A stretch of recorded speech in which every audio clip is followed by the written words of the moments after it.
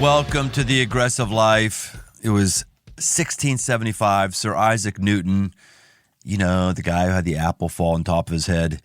He writes in a letter to a friend, quote, "If I have seen further than others, it's by standing on the shoulders of giants. Behind every aggressive person, there are others whose aggressive moves in the past lay a foundation it's worth standing on." Today, I got a guest and a friend whose shoulders I stand on and who's actually changed my life as much or more than anybody out there.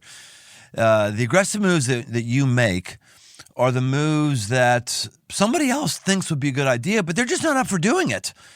But you think it's a good idea, and you actually do it. You actually do it when it could actually cost you your financial future. You do it when it actually could cost you a lot of other things you could do with your time. This guy made an aggressive move 25 plus years ago that would completely rewrite the story of my life, and that was just the beginning. In 1994, he's carpooling to work with another friend, and they come up with the idea to start a church for their friends who have given up on church but not on God. A year later, the group has grown to 11, and they went all in. They did crazy things like refinancing their homes in order to begin this startup church, or at least getting the paperwork ready for it. And as a young pastor, I saw an ad that they placed in a magazine, and I applied for the job, interviewed, and I got the job. And the first service of Crossroads Church took place in 1996.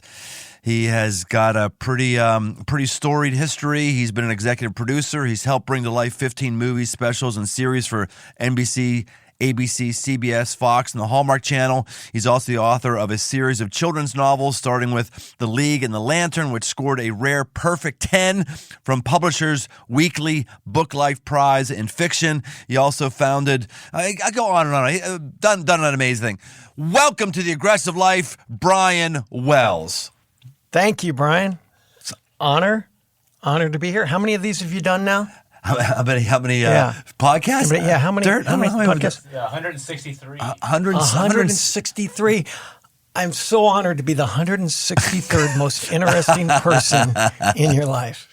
You are not the 163rd most interesting person. You know what it might be? Is just like sometimes you're in close proximity and you don't realize that, man, this would be a great podcast. So sure, that's okay. Yeah, you. We'll go with that one. No, it's true, Beem. It's absolutely true. It's totally true. I was just thinking, it's really. Do you think right now, looking back at that weird story of starting a church? I mean, you're just a normal business person working at Procter & Gamble with Jim Bechtold and a bunch of few other people.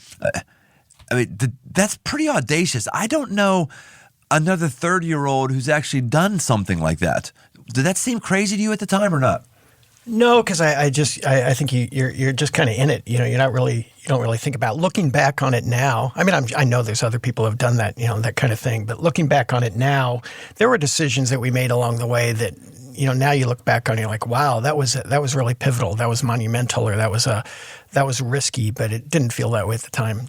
It was just like, you're faithful to what's in front of you right then. And then you're faithful to that. And then God shows you something else and shows you something else. Thank goodness he doesn't show us the full path. All we saw was right in front of us and we just went at it. Crossroads is my day job. Our listeners know that. I'm a pastor by day, podcaster by night, even though we're actually recording at 3:02 in the afternoon.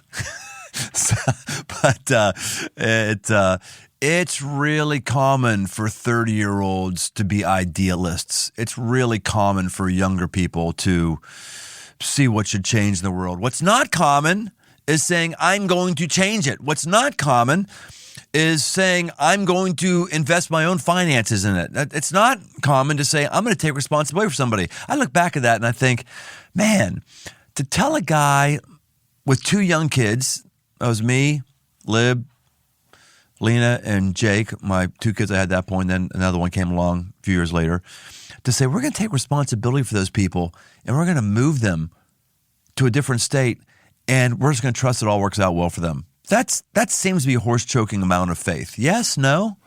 You know what? I guess it would have been if it had been like Nancy and I doing it on our own. But, there's this core group of 11 people. And really, just as you're saying it, I never thought about it this way. Just as you're saying, look back, it was like a barn raising. It was like a barn raise, just a community thing. We're getting together and doing it. So, no, it wasn't all on us. But I knew the collective 11 of us together, one way or the other, we had each other's backs. One of the marks of somebody who takes risks is they don't feel alone because they're not alone. Right. Absolutely. There's something to crowd courage. And sometimes it's because you're all feeling the same thing, but nobody's kind of saying it out loud. So you're like, well, if they're doing it, they're doing it, I'm going to do it too. So there was a little bit of that in there, but yeah, absolutely. And I heard a phrase, I remember a phrase you used not long after I met you was the sweetness of community, the sweetness of community. So, definitely experienced that. And the way you set this up at the beginning, I'd say the exact same thing. My life forever changed by, what we did together. Yeah, well, we're still doing it together. That's the really cool thing. I haven't maybe thought about it until just now when you talked about doing it together. We were in community, and we are in community doing these things. I wonder if the rise in our anxiety as a country, because it's ever increasing, I wonder if the rise in anxiety, how much that's tied to the decrease in our community and how much that's also tied to the decrease in entrepreneurship. I spent a good bit of time in the entrepreneurship community, and there's just fewer businesses that are being started these days. And many of those ones that are just reiterating code in order to have a quick payout. There is something that is necessary to make an aggressive move when you feel like you're not alone, you got someone who has your back. Absolutely. I mean, as we both know, we're not designed to do life by ourselves. And I'm saying this as an introvert, I call myself a pseudo introvert, which is that I want everyone to like me and then leave me alone, and both parts are equally important to the equation. Whereas an introvert doesn't care if people like him or not. Is that what you're saying? I don't know. I just kind of clarifying that. I have these conflicting passions in me that everyone needs to like me, but then they need to quickly leave me alone. So, you are the beam. Yeah, but there's a strength that comes out of community. Absolutely. Yeah. Well, I called you the Beam. We should talk about why you're known as the Beam. Everyone has a good nickname who's close to me. You're the Beam. Why is that? Your opinion. My opinion. Based on a lie, like so many of these nicknames are around here. What? That is not a lie. Look at him. That man is dirty. That's not a lie. That man is dirty. His wife would validate that. Okay, we should. This is particularly relevant now for me to talk about conversations that Brian and I have had about nicknames, where he's pointed out to me that great leaders give people nicknames around them. Look what Jesus did and all that. I've pointed out that what Jesus did was he found something great potential in somebody and called it out of them with predictive affirmation. Peter, you're a rock, sons of thunder, etc. So that's the next level for you, is nicknames that actually call out something great in somebody, not to just make you laugh. So you're going to have a new one coming at some point, Caleb. That is true. That's an important thing. So mine was based on years ago, me sharing a quote from you that Tony Campolo had said, at one point, it was like, he was talking about people and stewardship of their finances and things like this and not getting caught up in the American rat race. And he said, so am I saying that that a Christian shouldn't buy a BMW? Yes, that's what I'm saying. A Christian. I was just quoting Tony Campolo, and you thought my initials were BMW, so you just called me BMW after that to kind of try to irritate. And then that became Beem, and then here we are today. Which it beats dirt, I will say. So I'll stick with it. It does. But there was there was an importance to nicknames early in the life of Crossroads because there were two Brians. Brian Tome, Brian Wells. People were getting confused. I had thrown out there the option that I would answer to Stud Boy, and it just did not catch on. So then Beem became the thing. It was. Well, for me, the funny conclusion to that story is you actually bought a BMW a few years ago, which I was utterly stunned by. Because while I might have gotten the details wrong on your nickname, you would not deny that you are a cheap ass. You would not deny that, would you? I'm frugal. Yeah, a missionary mindset. A missionary mindset. Yeah. No. Well, we got a used BMW from somebody that we really trusted that ended up being the worst decision of my life. So it did nothing but just reinforce to me. Yeah. I love what you said about that BMW. You said all it cost me was, I can't remember the price. Let's make it $6,000. So all it cost was $6,000 of my self-righteousness. That's right. That's right. Although I've clamored some of that self-righteousness back since then. So that's good. All right. So, but it's true, man. It's true. You and I are very close friends. Beem and I have been literal next door neighbors for. Oh, how long was it? 10 years or something like that? Something like that. 10 or 12. Yeah. 10 years. Very, very different. He and I, we're very, very different in many ways. But yet, I say it all the time to you and a few others, like, I can't imagine what my life would be like had you and the people you're in community with not chosen to make an aggressive move and put an ad in a magazine advertising for a pastor. I mean, that's crazy. Did you come under criticism for doing that? No, there were, and part of that is also the blessing to doing something. You got to be careful of voices that you listen to. There's a lot of stuff nobody had told us we weren't supposed to do, and we just did. Things like when we started and doing direct mail pieces and advertising at church. That may not seem like a weird thing now. 25, 27 years ago, all of a sudden we found out, whoa, you don't do that. You sleazy advertising people, you don't bring those skills into the church. You keep that outside. And it was this overall thing that I know you were passionate about, was just coming at this segmentation of the sacred and the secular that the church world had come to perpetuate, of that we had to be one thing outside of wherever we went to church versus, inside. And it was the same thing for us. So there was a lot of things we just didn't know we weren't supposed to be doing. Yeah, but you did them. You pushed out from them. Do you think it gets easier or harder as you age to kind of maintain that entrepreneurial kind of cutting edge mindset? Yeah, that's a good question. I think it depends on the person. I think it depends on why you're doing something and if you are committed to be in a growth mode for life. If you believe like we do, that life is progressive revelation, God's always peeling the onion, He always has something more for you, and that will include always taking you to uncomfortable place. How many times in our life can we say we grew in a place of comfort? Yeah. We always grow. So if you're bought into the notion that God is going to have growth for me my whole life, then I think you'll stay in that place. And the beauty of it now, I hope, not that a perfect poster boy of this by any means, if you can add some wisdom to that equation, if over time you can not only have knowledge, but you can have life experience and add a little reflection to that, then you end up with wisdom and you're still in a growth mode. The default mode should be, as we get older, we're actually getting more aggressive in a lot of those ways. I was just turned on to a book that I just ordered by a guy, Stu Bamig. Remember Stu Bamig? Way back when, started Orchard Hill Church. Oh, yeah. No. Anyway, he was telling me about a guy he knows, and I've read some books of his in the past. I haven't for a while. His name is Bob Beal. He's an executive coach, and he wrote this book on how to leverage every decade of your life. And his conclusion, having worked with thousands of executives and people in business and some pastors as well, is, well, let me ask you this. What do you think the most productive years of a person's life are? Oh, well, I hate to be this way, but it depends on how they're defining production. What productive. How would you define it? Which ways could you define that? Well, I mean, you certainly could define productive by, just what you're pumping out in the world, how size of business that you're leading, creative output, anything like that. I would say more productive is defined by me, growing in love, joy, peace, patience, kindness, goodness, gentleness, faithfulness, self-control, me being more other-centered, all that kind of stuff. I don't know what his answer was. I would assume that it was probably like in your 50s or 60s.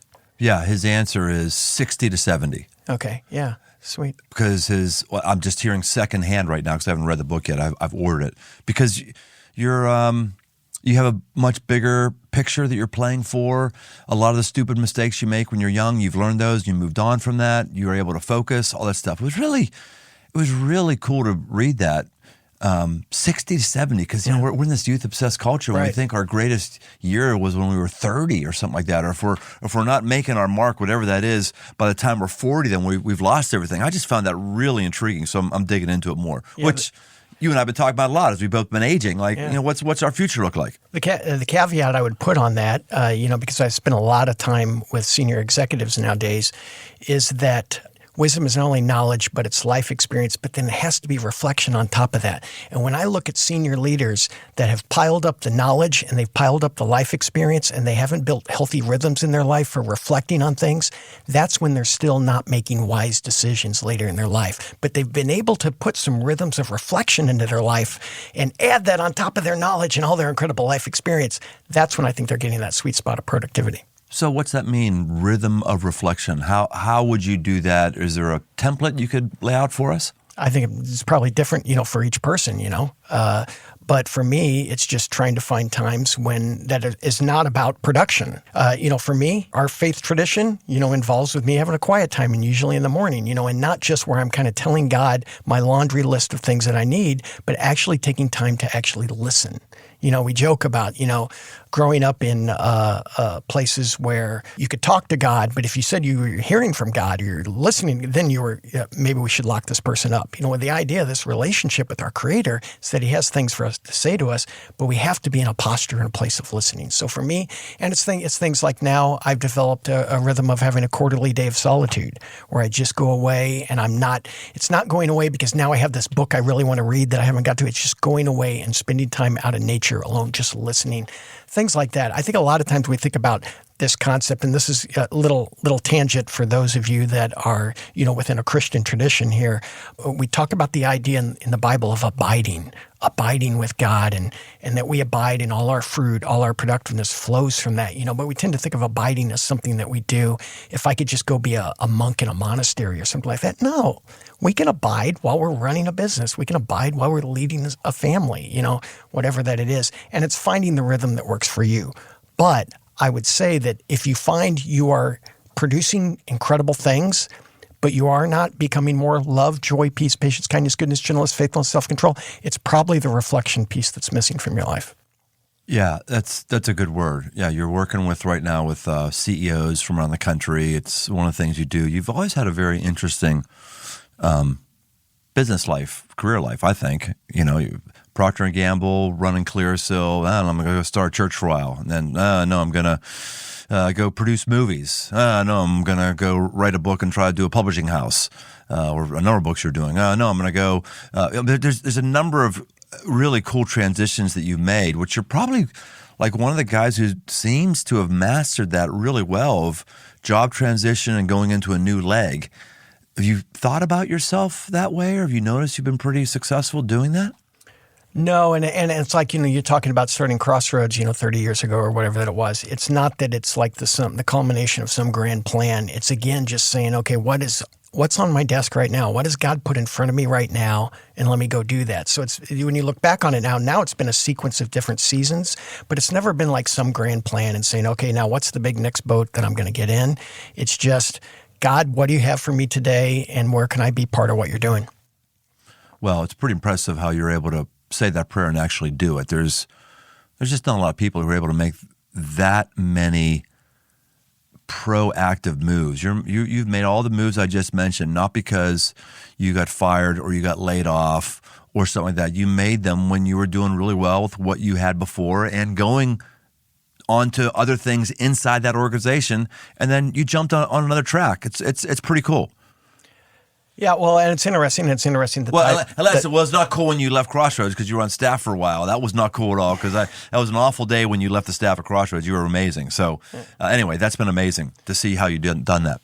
Well, and thanks. It's interesting when you talk about within the context of this podcast, the title, The Aggressive Life. I do not consider myself to be a particularly aggressive person. I don't consider myself to be. I'm a pretty risk-averse person, in a lot of ways. But I found for me, and again, I'll go back to, kind of like the faith tradition that we're in, there's pretty much a given assumption that the way you make a decision if you're a serious follower of Christ is you make a decision, big decisions in your life with prayer, with Bible, and community. Those are the kind of the three legs of the stool really that we use. And I absolutely agree in all those.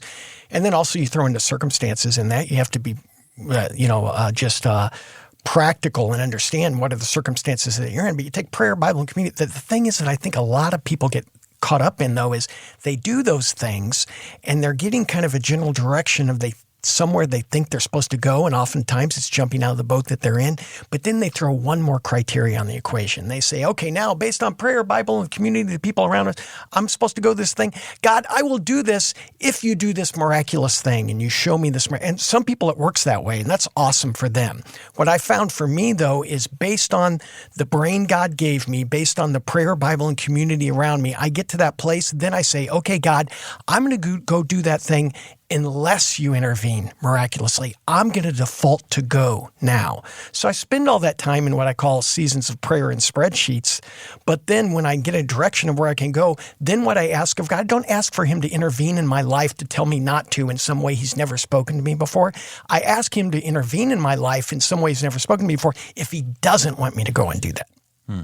You err on the side of taking the step. Default to go. Default to go instead of default to prove that.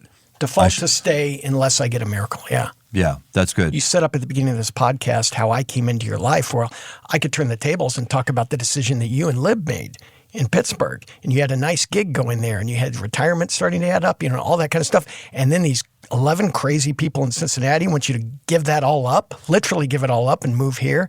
Same kind of thing. So I think that's it. I don't think this is apocryphal. I think this is absolutely true that we're all a function of like the 5 or 6 people that are closest around us as far as your health habits, your financial habits or whatever. You're really impacted by your close circle around you. So you look around the 5 or 6 people closest to you, generally your life and your fitness habits are going to be more in line with them, your financial habits, those kind of things. We're just very impacted by community around us. I think having seen the crazy things that God was doing here through your life and through Crossroads and all that, probably that significantly poured into that for me. That's really a great observation about friends and stuff. We are the average of the 5 or 6 people who are closest to us. Yeah, and I'm sure there's some absolute statistic on that. It might not be 5 or 6, maybe it's 8 or 10 or whatever. But yeah, I've heard that. No, you just think about anecdotally who you have around you or the people you know or the people who hang around other folks or people whose lives are going downhill or uphill. Yeah, you're right. That's really a good call. Well, I'm happy that you're in my life because no question I'm further along because of you in my life. But I don't you talked about the decisions that Lib and I came to make moving from Pittsburgh to Cincinnati. It's interesting. I don't know. I guess when I look at some of the decisions that we've made, they just don't seem that big of a deal to me. But I notice it when I see it in somebody else. Like, oh, and maybe we just pressurize our own life and we appreciate what somebody else decides instead of what we're own deciding. Maybe we take that for granted. I haven't thought about that much. Yeah, I think it's probably true. Well, is it true that you got in trouble at the age of 9 for selling your deceased grandfather's belongings to the neighborhood kids from your garage? Is that true? This just became like some kind of intervention? Or yes, there's it no did. grinding of the gears here. Also, now it's shock radio. Now we're right. Are we going to the phones yet? We're going to take some callers. No, trying to establish that there's been a pattern of seeing things and taking advantage of them. Yeah, exactly. Not taking advantage. No, of kids, it was. There was I discovered in our garage like some old, I think they're World War I medals or old kind of. Stuff like that from my grandfather. I decided to have an ad hoc garage sale. And then when all the neighbor kids started going home with their newfound things they had bought for me, my mom started getting all these calls. So, yeah. World War I medal. Yeah, that's a big deal. It was an early lesson. And it was an early lesson for me of you can have all the marketing right, but if you have supply chain issues, you're screwed, So I did not have a sustainable model. So you've actually been doing that for a while. You did that with World War I medals. You had a bit of a side business in college as well. I did have a side business in college, yeah. Yeah. You can tell us what that is, or are you still not wanting to talk about that? No, I've talked about it from stage at Crossroads before. Yeah, it's not something I'm proud of, but it's part of my story, and I think it's just one of the ways that God works. unfortunately for me, and I know I'm not alone in this, but pornography has a long track record in my life, starting from a very early age. And one of the problems of that was that my first exposure to sex was from that standpoint. So when I later heard, when my best friend told me later, a little bit later, that my mom and dad had to do that for me to be born, we got in a fist fight because I thought he was accusing them of something really dirty. Oh, wow. wow. So that's been a challenge in my life it wasn't that there was something beautiful that then got corrupted. It's my foundation was corrupted, and I had to learn that there's something, better than that. But so that was part of early part of my life. But yeah, I mean, so much so that that's fascinating. I've not heard that from you. So just to make sure I understand.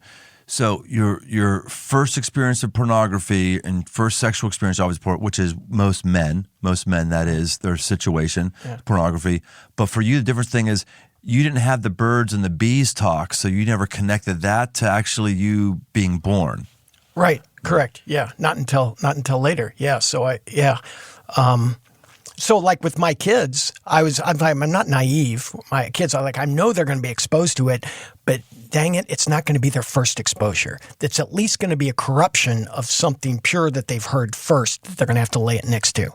That's different for me. But anyway, it played out in a lot of different ways. One of the ways that I viewed the opposite sex, constantly in transactional relationships and everything that goes along with that, all the way through to college, that then there was a bad cocktail of that with my entrepreneurial spirit of that. I went to University of Illinois, and at the time, this would have been like mid 80s or so. There weren't few people had VHS players, but not most. So one of the things that student organizations would do on campus to raise money is they would rent from this national company movie projectors and movies, and they would rent out a lecture hall on campus, and they would show movies on the weekend and sell tickets to raise money. So okay, you can go see Star Wars, or you can go see Maltese Falcon or something that's going to be playing at the Lincoln Hall auditorium this weekend, that kind of thing. So some buddies of mine and I started a fictitious student organization, and we were showing movies on campus and then filtering the money out of the accounts for ourselves. Not proud of that. What I'm particularly not proud of is that then we discovered that because of a clause in the free speech kind of understanding for student organizations, we could show any movie that we wanted. So we started showing porn flicks. So I was the porn king at the University of Illinois for a while. That just shows you kind of how much I was not only kind of in the pit, but I was like grabbing everybody else and pulling them in with me, And you didn't do it underground. You just flaunted it and said, no, it's in the student charter, and I can do this. So you weren't doing anything against school policies. Right, yeah. How long did you do that for? Yeah. That was 2 years. 2 years at college, paid for all our spring breaks. Oh, wow. But that was just indicative of that part of the journey. And for me, dealing with lust and pornography and all that kind of became a significant part of my journey after I became a follower of Christ. And I'm just so thrilled that God kind of healed me through that, and that's a piece of my journey that is incredibly impactful for me and caused a lot of pain in a lot of different ways. But it's probably been at least 20 years since that's been a significant challenge in my life. We just had a podcast come out with Joshua Broome, who's a former porn star, 1,000 films, won Male Performer of the Year award, and he when we talked about the industry that he was in, he's not in it anymore. It was really wild to have a peek behind the curtain on it, and there's just an insidious thing around pornography. You mentioned your first experience with pornography. Mine was, tell me how this works. How is it that you're out with a buddy playing in the creek and an 8mm porno film comes towards you floating down the creek? Like, whoa, what is this? How does that happen without a literal sinister force in our world that sets you up for stuff? Yeah. Yeah, and you think, I don't want to sound like an old guy here, no, but you talk about the challenges that we had, but then that was never something that was, not only in my bedroom, but it was on my phone every day, kind of thing. Or if it's not on your phone right now, it can be on your phone at any moment, every time. Right, yeah. Man, if I was 15, 16, this culture now versus when I grew up, I would hate to see how that would have destroyed me. It just would have destroyed me. So this actually led you into doing another aggressive move. I think it's probably the background why you ended up getting into producing movies and films. You wanted holistic entertainment, right? Yeah, I guess I know. That's interesting. I never completely connected the dots on that until you just said that just now. But yeah, I think that is part of it. It's just when my kids started to get to be the age of around middle school, I just was increasingly not satisfied with the entertainment choices that we had. I felt like increasingly that's right around the time when, a lot of the stuff that's acceptable kiddie kind of stuff is no longer acceptable for them, but they're getting to the place where there seem to be trade-offs, where, okay, now if we're really going to stay entertained, then I'm going to have to accept these trade-offs of maybe these messages to my kids that I'm not necessarily wanting to feed my family. So that's where, that kind of came from, was that a passion where I said, and then when Jim and I, my friend who we started Crossroads together, and then we started this company together as well, when we placed a large piece of research, we found that we were not alone in that challenge that we were finding. Moms in particular, dads really struggling with that challenge. And how they kind of would word it is they felt like a certain stage of the kid's life, you get to a place where it seems like the entertainment choices out there are all Teletubbies or Breaking Bad. And there's nothing kind of in between. And I don't mean to slam either one of those properties, for their own reasons. They're there. But there needs to be choices that are in between that are awesome entertainment, but also are calling out what's best in us instead of preying on what's worst in us. And it went pretty well for you. It was, call it varying degrees of success, mediocrity, and abject failure is a little bit in all of it. But yeah, we did a lot of content for network television. We learned a lot. I would say probably, if I did 15 movies, I would say probably a third of them were really good, a third of them were mediocre, and a third of them were, wish I had a do-over on that one. Yeah. Yeah. Well, it's also led you into getting involved with sex slavery work in India. There is really a theme that goes through here of sexual purity, which you believe the sex trade industry is directly tied to our fixation with unhealthy sex here in the States. Sure, yeah. I mean, I don't lay everything at the foot of the media. I think if a kid takes a gun into his classroom, he had more going on wrong in his life than he played the wrong video game. But when I was brand manager on Clearasil and I had a good piece of advertising, what did I do? I heavied up. Well, why did I do that? Because I knew that 30-second spot would motivate kids to get off the couch, go down to Walgreens and buy another tube of Clearasil. How can I pretend that the other 22 minutes, 44 minutes of content they're being exposed to isn't influencing their behavior? And so there were times like when we were starting some of the early justice work for Crossroads, and I would be over in India, and I would see just the pervasive influence of the American entertainment industry in India and Sri Lanka and elsewhere. And I would just be like, people talk about that America's lost its leadership influence in the world. It's like, no, but what are we leading people in? And again, it's not that there's not everything out there's bad by any means. No, there's some great stuff out there. But a lot of it is preying on this culture, mixing this cocktail of violence and sex together and selling it to our kids in the name of entertainment. Yeah. And you think that's driving the industry, at least? I think it's part of it. Yeah, there's two sides of the equation, right? When you talk about exploitation of kids, there's supply and demand. Yeah, let's absolutely go after the supply. And there's incredible organizations like International Justice Mission and others in the world that I'm huge fans of and supporters of that are doing great going after the supply side of the equation. But what about the demand side? What is making people desire these kind of things in the first place? I think it's the stories that we're telling each other, the stories that we entertain ourselves with, either are leading us closer to who God created us to be, or they're taking us further away. Yes, right. How about books? You're really writing these books. Do you think the books trace back as well to trying to create a more pure, perfect world?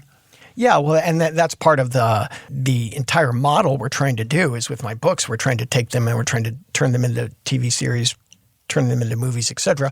All part of that equation, all of creating stories that are both great, executional-wise, creatively, and good, calling out what's best in us. So yeah, that's all part of the model.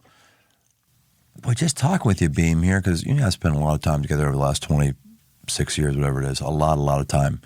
Just to talking about these things in a very compressed time, I don't think I realized till now the significant through line that early awful sexual experience has for the choices you've made occupationally.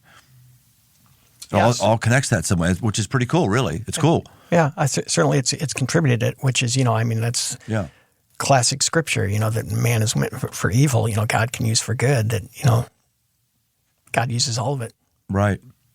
Yeah, I hadn't seen with all the moves that you've made, I really hadn't seen a through line. It just seemed to me to be, that makes sense to try that for a while. It makes sense to try that for a while. But really there is a through line in the harmony of your life. It's pretty cool to see it.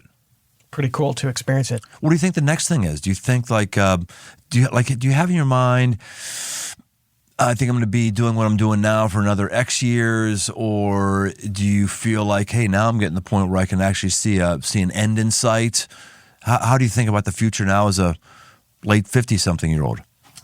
Yeah, I think, first thing I would say is it's the same thing, I think, as always, as I reflect back. It's just seeing what's in front of me right now and then responding to it. So I'm really excited by it. And I think I could be doing what I'm doing for the rest of my life. I really do. But also open if God, He's going to show me something later and I'll respond to it. What I do know is you talked a little bit about age, and we've talked about this before. You take a look at so many of the heroes in the Bible, whether it's Moses and Aaron. Moses and Aaron, it said that they were I want to say 83, 84 years old or so. When 80 for Moses, yes. Yeah, when God called them to go into Pharaoh and say, let my people go. And I always caveated that by saying, oh, yeah, that was like Old Testament 80 years old. That was when people lived to be 300, 400, whatever. But then you look at later in the Psalms where it says this is a psalm of Moses. And most theologians would say, no, that is actually that psalm was written by Moses. And he says in that psalm, he says something along the lines of, we get maybe 70 or 80 years if we're strong on this earth. When you compare those two together, Moses 80, that was our 80. That was our 80 years old. Aaron was our 80 Daniel was our 80 some years old when he was in the lion's den. Paul was basically our 80 years old or so when his eyes were failing and he was writing the epistles and all that. So many of these heroes in the Bible, they did not get their spiritual Wikipedia moments until they were in their 80s. So I'm really excited. It might be for both of us. It might be for everybody listening out there. You haven't even come close to the moment that God has really created you for.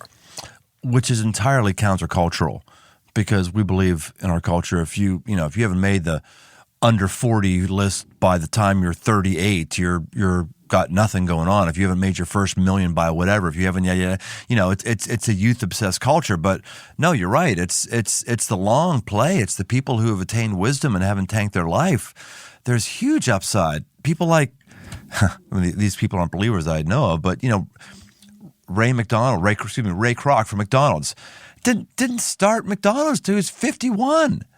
51, he was selling freaking milkshake machines. Yeah, right. 51. Right. Yeah. Clint Eastwood, until his most recent movie, which was pretty bad, I think it was Cry Camacho or Macho Man or whatever, that was just not a good movie. Okay, fine. You're 95 and you can finally not have a good movie. But his movies from 80 to 95 have been unbelievable. But we've got this narrative that says I got to start just being done. That's one of the things that you and I have talked about. Beem is on the board here at Crossroads, and so we talk regularly around, okay, what's succession look like? When's my run done? And all that stuff. And it's gosh, just talking too much about that. Not real. My run's going to be a long, long way out there, unless you don't like my interviewing skills and you're going to try to fire me right now. But it's a long way out there. It's the potency somebody has who has a life well managed is beyond what we think it can be. Yeah.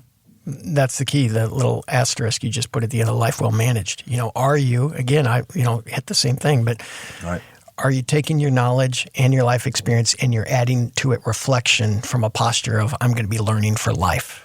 Well, I agree with that 100%, but it's also other things. Lib and I were talking about this just yesterday, actually. It's other things like, are you enjoying your life? Enjoying your life. Because if you're not enjoying your life, you can't wait to be done. You got to be done at 65 or 60 or what do you, because like I got to do things I don't want to do. I've been living a full life for a long time. I'm doing great things right now as part of my day job, where I take time off my day job to do it. I don't feel like I need to break out in order to have some fun things in my life. And I think a lot of folks just haven't figured out how to have fun in a healthy, absorbing way. Yeah, I agree. All right, Beem, are you ready for the lightning round? If anybody could do the lightning round, you can do it. You know why? Because you have two nicknames for me, Beem, and what's your other one? Memo Man. Memo Man, yes. Memo Man. I'll be in these intensive discussions and very, very complicated issues, and then he'll come out with just like a 2-sentence memo makes you go, oh yeah, that's exactly right. Yeah, that's right. It's said so simply. So you're going to kill this. Are you ready for it? There's a part of that that's dysfunctional, as my wife has pointed out. She said I would someday the book I'm going to write on relationships is special moments made more efficient. I do like to condense things down to their very essence. I do remember when we first started hanging out, I'd be talking about something, explaining something, and you go, "Got it." You say, "Got it." Yeah. And you would say, "Got it." I would go like, really? Like, I can stop talking now? I would say, like, I felt it was awesome. It was like, oh, wow, point made. You just told me very, very clearly, point made. But I guess that doesn't work with your wife very well when you say, got it. Yeah. I'm learning. I love it. Keep using it for me. I love it. Here we go. So lightning round is, what we should call this for Beem, this is the memo round. The memo round. So write us a memo, 1 to 2 sentences on these things. Are you ready? Ready. Your favorite book you've ever read? Mere Christianity, Screw Tape Letters, To Kill a Mockingbird. Your favorite book that you haven't yet written? That's fascinating. I'm not prepared to publicly talk about it, but that's fascinating. It's called The Aggressive Life. Can't hold back on us, Beem. Yeah, so I got an allegory that a friend of mine and I have been working on for about 15 years, and we're getting ready to start taking meetings about it right now. So I've just kind of... Yeah, I've blown the announcement. Yeah. Oh, that's sweet. You didn't blow the announcement because you haven't told us what's in it. I know it's in it, but we won't have you share that at all. Boy, somebody just shared with me an amazing book idea they have. I don't think I could talk about it, but I would love to because it's a fascinating book idea. I almost want to call them right now, but I won't. Here we go. Okay. Movie. Well, just one little point on that. Yes. I don't know who the person was. I don't know what the idea was, but the thing you need to tell them is to write it. Because awesome ideas are great, but as you well know, they're a dime a dozen. It's all in the execution. When we were developing the television content early, I said, in the basic concept idea, Lost and Gilligan's Island could have pretty much been the same show. But it was all in the execution of where it went, So ideas, I used to have, when we were doing the movies, I used to have people come up to me, oh, I got this great idea for a movie. We have this myth that it's just the idea. And no, it's the idea plus a whole lot of stinking hard work and perseverance to get it out there. Right. Movie or filmmaker that inspires you? Oh, there's a lot for different reasons. If I had to say one, I'd probably say J.J. Abrams, just because his range, he could write regarding Henry. He could develop Alias and Lost and all the other stuff that he's been doing. I think that he's one of the most creative minds. Best advice you've ever gotten? 2. Foundationally, there is a God and it's not you. So you got to figure out what that means, but there is a God and it's not you. The second one would be just go with some classic Stephen Covey stuff here from 7 Habits. In your life, there will be stimulus and response. In between stimulus and response is your capacity to choose and make choices.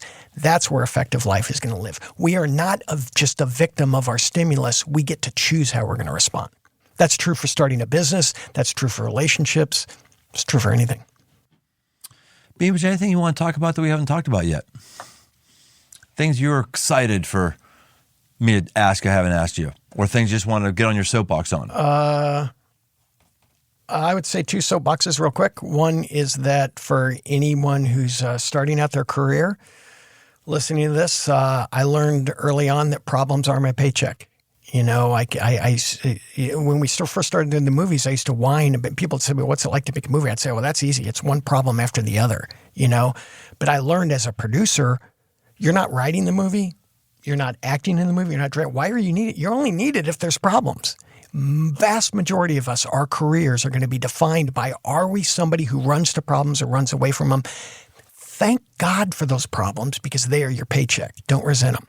So that's one. The other thing is just, you know, my other little soapbox, and take this however you want. You may be, you may be a blue state person, you may be a red state person, but if you are a follower of Christ, the answer is not to overcome evil with evil. The answer is to overcome evil with good. So the end does not justify the means, and just keep that in mind. How do you see us doing that one way or the other? Well, I see politically people responding to evil on one end by matching it with an equal amount of force of evil on the other end. And I'm just like, that doesn't add up, not in the book that I read. Yeah.